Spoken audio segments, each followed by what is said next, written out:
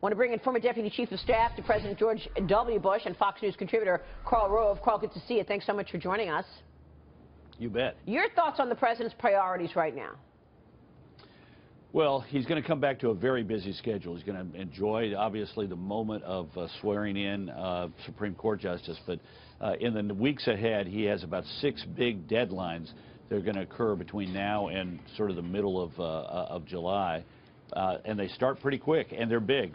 By the 28th of April, they got to fund the government, or the government shuts down. They come up to the deadline for passing these regulatory bills through Congress to undo Obama regulations that were in the last 6 months of the Obama administration.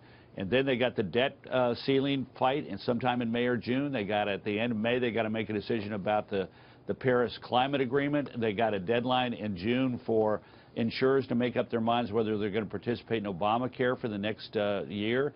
And then they got the G20 summit coming in July. So he's got a busy schedule as a backdrop for what are you going to do about tax reform? What are you going to do about Obamacare? Well, that's the thing. I mean, as far as the economic policies, it's pretty clear to me they've blown off the August deadline. That they're not going to stick to getting tax reform done by the August deadline. I don't see how that happens. I never saw how it could happen. Writing a tax bill is really tough to do, particularly when you have an intransigent opposition. I mean, we got the Bush tax cuts done by June with a Democrat Senate, but that's because we sat down and worked with Democrats to get it done. These Democrats won't sit down and work. So, Karl, 2 questions. If they can't get it done by August, does it get done by the end of the year, or does it run into 2018? That's the first question on timing. And the second question is on substance. How does a White House that has questions about some of the fundamental underpinnings of this House plan work together and come up with something that everybody can agree with? Yeah, well, first of all, I think it's likely to happen this year and likely to happen this fall, but not guaranteed by any stretch of the imagination. It may be like Reagan, where it basically slipped into the second year of the administration, but I think it's likely to happen this fall. But look, you all were talking about this earlier. I thought Dagan made a very good point. This has to be simpler and in essence smaller, not as robust and big as we might have been able to get had they gotten their act together on Obamacare. And then I thought the host of the program made an excellent point, and that it's Gary Cohn. Look, he is the head of the National Economic Council. He ought to be in charge of this process, and he is running processes inside the government involving Treasury and White House and Commerce and the legislative people, and I think he's going to be the energy. The face will be Mnuchin, but I think Gary Cohn is going to be the one who's going to be behind the scenes running the policy process, as he should. That's his job as the head of the National Economic Council. And the few people who know it better than him. I mean, he's got a background and to also be in touch with CEOs to understand what will move the needle in terms of tax reform. And he's a Democrat. And he's a Democrat. Let's talk about this, though, because they're calling that wing of the White House the Democrats, Karl, right? Gary Cohn and perhaps Jared Kushner. So is the president's inner circle being pulled by, you've got the left pulling him one way to the left, and then you've got Steve Bannon pulling him the other way, and I'm not sure where Reince fits in there. Reince is tied to Paul Ryan. What's your take on the push and pull within the inner circle?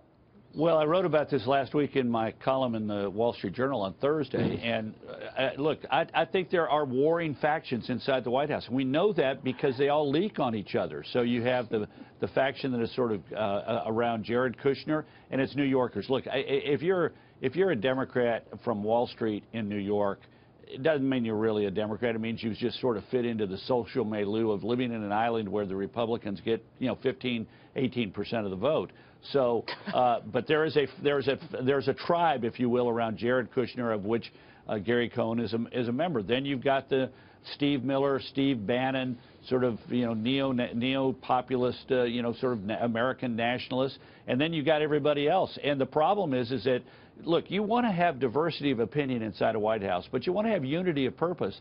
And these people are leaking on each other, dismissing each other, disrespecting each other, and going out of their way to sort of pick. I was reading a piece this morning about how obviously one faction is dissing their new communications director and talking about private meetings designed to arrive at an understanding of what the administration wants its communications strategy to be. They're taking private meetings and dumping them into the press in order to disrespect another faction. The president was wise to do something about this.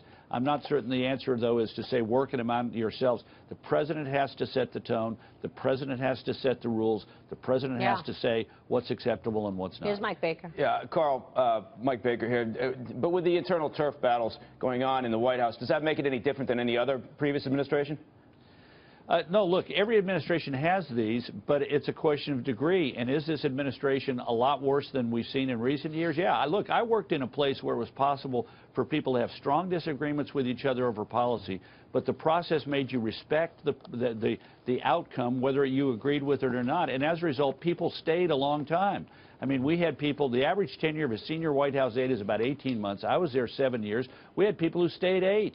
And in this administration, we've already seen after 28 days the departure of the National Security Advisor. I have not seen, since the Jimmy Carter era, as much leaking done by people dissing somebody else in the White House as I've seen in this one. Yeah, I mean, the palace intrigue is a little different this time around than past palace intrigues. But Carl, not surprising, because you have a man who's the President of the United States who had no political experience and maybe didn't realize the number of knives that people are packing for you when you're an outsider. Yeah, well, and he also lacks process. Process, I found, inside the White House does tend to diminish the sort of the rawness of it, because people sort of get together in a room to discuss an issue, and if you set the tone is what can we do to help the president make the best possible decision, and that helps diminish some of this to some degree over a long haul. All right, we'll leave it there. Carl, it was great insights from you. Thank you so much, sir. You bet. We'll see you soon. Having me. Karl Rove joining us there.